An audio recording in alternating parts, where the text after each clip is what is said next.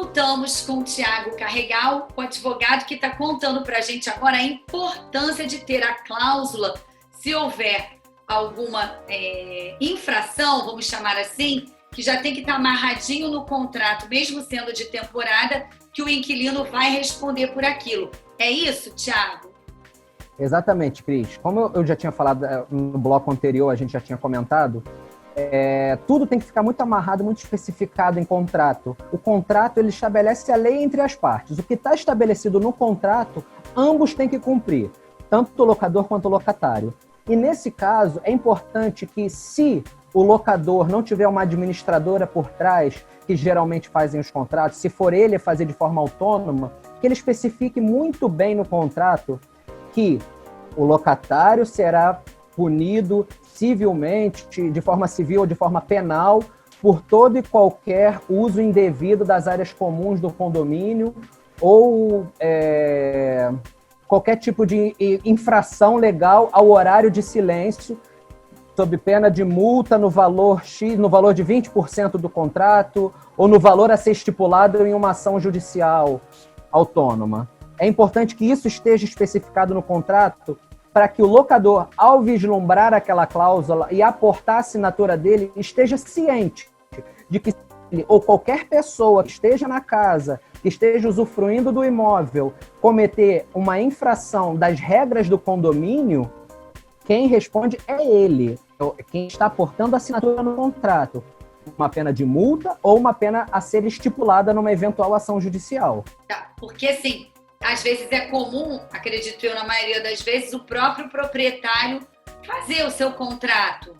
Então é importante se ater a essa observação que você está colocando dessas cláusulas e até mesmo para o locador que contratar uma imobiliária, que ele também fique atento se a imobiliária vai colocar, né, esse tipo de cláusula para que ele fique resguardado, não é isso? Exatamente. Ao locador, o meu conselho é que ele verifique o contrato antes do contrato ser enviado ao possível locatário, para que ele verifique se as cláusulas estão de acordo com aquilo que ele entende que seja bom para a locação do seu imóvel, da sua propriedade, e que essa cláusula esteja inserida. Porque se ela não estiver inserida, vai gerar uma celeuma, uma discussão judicial muito grande, porque a administradora do condomínio vai responsabilizar a quem é o proprietário do imóvel, e não a quem está locando aquele imóvel por um determinado período de tempo. Então, o proprietário, o locador, se colocar dentro de uma administradora, precisa pedir ou verificar se já está inserido no contrato essa cláusula de responsabilização do locatário em caso de infringir alguma regra de condomínio. E uma outra coisa que nós falamos no primeiro bloco, mas eu acho que vale a pena também reforçar, é saber se pode ou não o pet, né, um animalzinho. Porque tem determinado local que você não... Isso até em pousada, né, enfim, hotéis, que não aceitam o pet. E pronto. Tem outros, acho que a grande maioria, acredito que aceite. Mas é bom a pessoa se certificar, né? Porque cabe ao proprietário querer ou não que tenha um animal na casa dele, correto? Correto, exatamente isso. A pessoa, na hora de assinar o contrato, ela precisa verificar com o proprietário, com o locador, se ele permite ou não a presença de animais no imóvel. Se ele não permitir, ou você não leva se tiver o seu pet, ou você busca um outro imóvel que permita, um outro proprietário de imóvel que permita a presença de animais dentro da sua residência. Isso, de permitir ou não, não infringe a lei, porque é uma questão pessoal de propriedade, é um direito pessoal de propriedade você exigir a presença ou não. Entra numa outra história, questão de temas de animais em área comum de condomínio. Isso é um outro tema, uma outra história. Verdade. No aluguel por temporada, dentro do contrato precisa estar especificado se pode ou não. Porque se não puder, tem que estar especificado em cláusula contratual sob pena de multa em caso de infringir aquela regra contratual. Então, isso é muito importante. A gente acha que é um detalhe, mas não é detalhe. Tem que estar ali claro, né? É permitido pet na locação por temporada ou não. E aí não adianta, como você disse, não adianta insistir. Porque Não, já foi exatamente. acordado entre as partes, né? É um acordo entre as partes. O contrato é o acordo entre as partes. A lei é estabelecida entre uma parte e outra. Se não tiver especificado, não pode. Se tiver especificado que pode, sem problemas, ainda que o condomínio reclame, mas aí ele vai reclamar direto com o proprietário. O locatário fica isento de qualquer responsabilidade. Sim, e até porque também o próprio proprietário já sabe como é que são as regras do condomínio, da convenção e do regimento interno, então ele também não vai fazer. O que eu quero dizer, chamar a atenção, que às vezes, né, a gente sabe o que acontece. Por exemplo, eu aluguei, perguntei pro proprietário, aceita pet? Não. Aí vem uma prima que chegou de viagem, trouxe pet, aí eu, vamos, leva, não tem problema. Não dá. Está escrito, ficou no contrato, foi assinado, não adianta, né? Não pode. Isso é uma das características que diferem até os contratos de locação por temporada do residencial. O por temporada ele tem que ser muito mais detalhado, muito mais minucioso no que pode e o que não pode do que uma locação residencial. A locação residencial, ela basicamente está toda prevista na lei de locações. Sim. O que pode, o que não pode. E o locatário, ele tem que respeitar as regras de condomínio, o regimento interno, da onde ele está indo morar. Numa locação por temporada, você precisa especificar o que você quer ou não dentro do seu imóvel. O número X de pessoas, se pode animal, se não pode. Tudo isso tem que ficar muito bem especificado. Aquilo que a gente acha que é um detalhe, que é uma minúcia, ela é muito importante para esse contrato de aluguel por temporada. Pois é, porque assim, a gente acha assim, ele é curtinho, não requer tanta coisa rápida. E não é. Né? Assim, tem que estar atento a esses detalhes, porque tem uma outra coisa também, assim, o enxoval. O que vai ficar na casa? Eu tenho que levar roupa de cama? Eu tenho que levar mais colchonete, sei lá, se for o caso, não sei. Mas eu vou ter copo, talher, né? O enxoval, acredito eu, que também tem que estar no contrato. Esse espólio, ele tem que ficar especificado no contrato. O que a casa tem? É mobiliada, não é mobiliada? Tem geladeira, fogão, cama, mesa?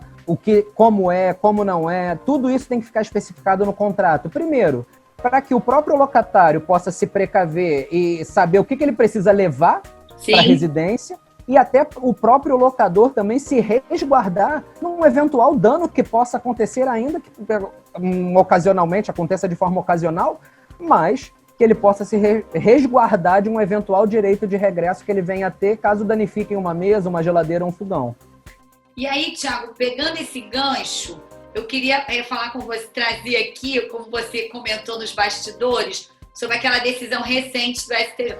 O que isso quer dizer? Conta pra gente, trocando em miúdos, porque se fala também de aluguel por período, né, temporada, e por aplicativo, não é isso? Como é que foi essa decisão, esse início de ação também polêmica? Recentemente, um condomínio ele entrou com uma ação judicial em face do proprietário que ele estava alocando o seu imóvel através de uma plataforma digital. Essas que oferecem um serviço de locação ou hospedagem. Sim. Tanto a primeira instância como a segunda instância deram razão ao condomínio, dizendo que ele não poderia dispor da sua propriedade para uma locação por se confundir com a hospedagem, com o direito de hospedagem. No entanto, o proprietário ele foi ao STJ e o ministro Salomão ele deu uma decisão muito bem fundamentada e, na minha visão, muito acertada, no qual o condomínio ele não pode restringir e limitar o seu direito de propriedade. O direito de locação ele é um direito inerente à sua propriedade. Você tem que entender que locação é diferente de hospedagem. Locar o seu imóvel para outra pessoa, ainda que dentro de um condomínio, faz parte do seu direito indissociável de propriedade, desde que aquela estrutura condominial seja residencial. Ela não pode ser comercial e você não pode dar destinação comercial àquela locação. Uma hospedagem, ela requer um serviço de portaria, um serviço de limpeza, um serviço de cozinha. Tudo isso caracteriza uma hospedagem que está especificada no Plano Nacional de Turismo.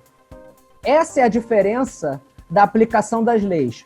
Para a hospedagem, a gente aplica o Plano Nacional de Turismo, Sim. a Lei 11.771, e para locação comum, para locação normal, a lei de locações, que é a 8245 de 91. Tudo isso a gente precisa especificar, e o ministro Salomão especificou justamente esse fato, que a estrutura edilícia do condomínio não era uma estrutura comercial. Ainda que fosse, ela não tem os alvarás e licenças pertinentes e atinentes para hotéis, pousadas, apart-hotel, hotel-residência. Tudo isso é diferente. As licenças e os alvarás são diferentes de um condomínio, de um edifício normal, residencial, sim, digamos assim.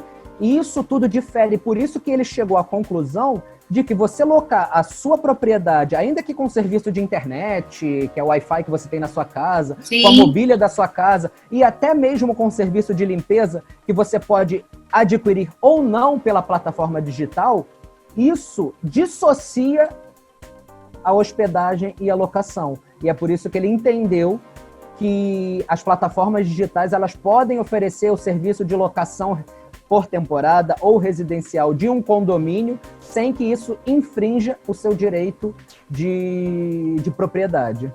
Tá, e aí aquilo que a gente vem falando desde o início da entrevista, a pessoa, né, o proprietário, nesse caso foi via plataforma, vai cumprir também as regras determinadas, vai se adequar ao uso do que é determinado na convenção e no regimento interno daquele condomínio que está sendo alugado. Quer dizer, daquele imóvel naquele condomínio que está sendo alugado.